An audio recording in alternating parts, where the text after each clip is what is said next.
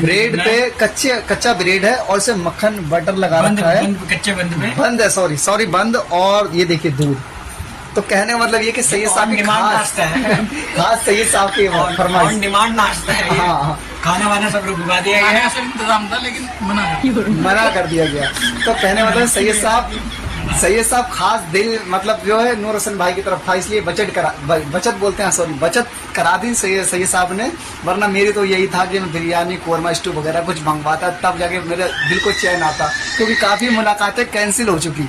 इसीलिए मैंने सोचा था आज तो ज्यादा मामला खर्चा होना चाहिए, मतलब सस्ते में नूर हसन भाई छूट गए। ऑन डिमांड है ये।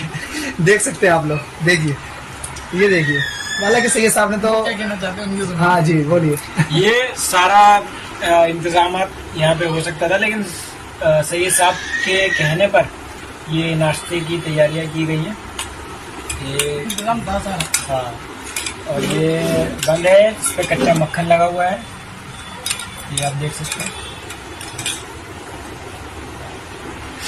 वाकई में यकीनन काबिल मुबारकबाद नूर हसन भाई, यकीनन बहुत दिल से नाश्ता कराया है, बहुत ही दिल से।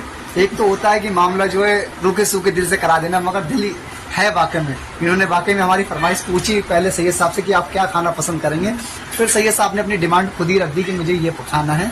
तो सैयद साहब